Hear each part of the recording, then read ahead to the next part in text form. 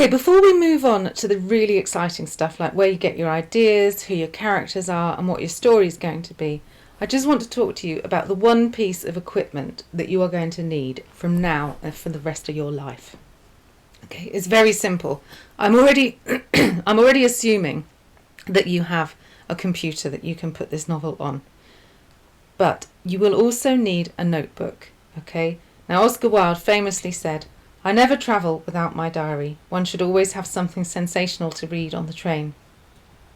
Now, I'd like you to start keeping a notebook, okay? So a notebook is to a writer what a camera is to a photographer.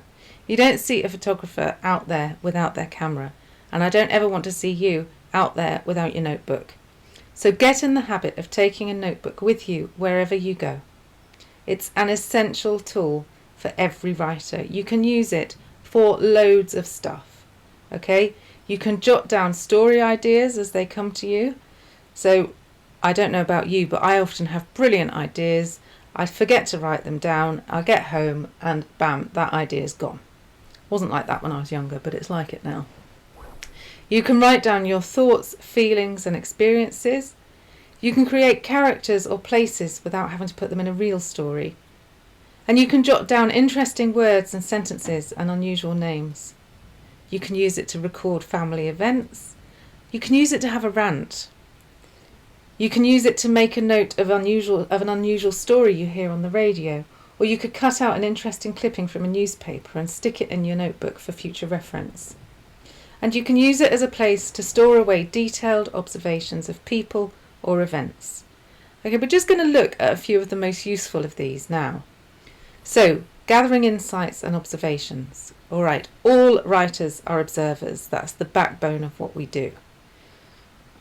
So that practice of making notes about your observations, so the scenery that you see, the people you meet, and the conversations that you overhear when you're in a cafe or somewhere, will quickly sharpen your perception and your writer's mind. That notebook in your bag will also remind you that you're a writer. It can take a while to think of yourself as a writer, and that notebook will help you with that. You can also use your notebook as a place to write about what you're reading.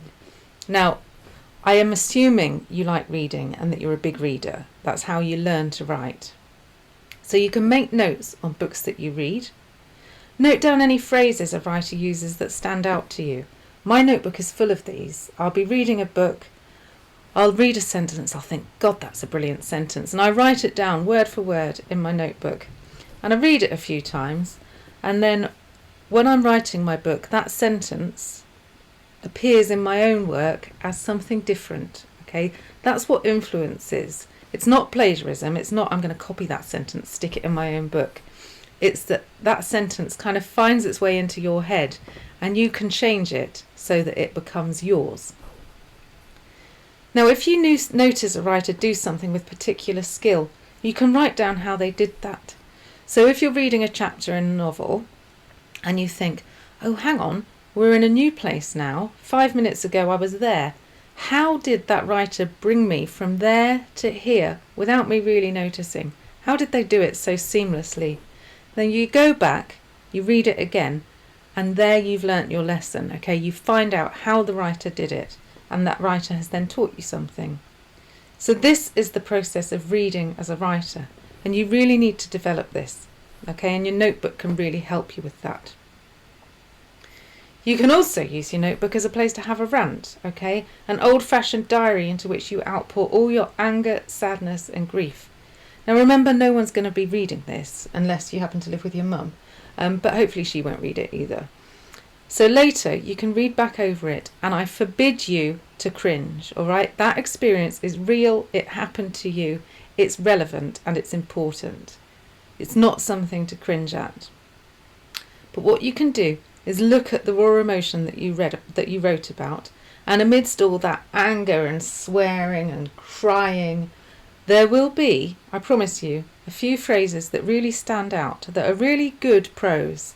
Now underline those, and then you can come back to them. So when you're writing an emotionally climactic scene, Ideally, you don't want it to be like an episode of EastEnders. You want it to be a bit more sophisticated than that. So you haven't got people having hysterics on the page and you're not narrating in a hysterical way. You're narrating in quite a detached way, but the context and the feelings that your characters are experiencing are doing the work for you. And using those phrases, those nice poetic phrases that you wrote when you were experiencing that emotion, can give your prose a real quality of authenticity, because that was real. That was real for you when you wrote about it. And then you put that in your writing, and it's great. So your notebook, you can use it for anything.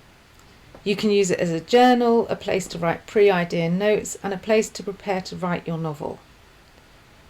Now, before you start your novel, you might find that you have a notebook full of scribbling, or you might find you have very little. But before you start your novel, there are certain things that you really will need, that you will need to note down in your notebook.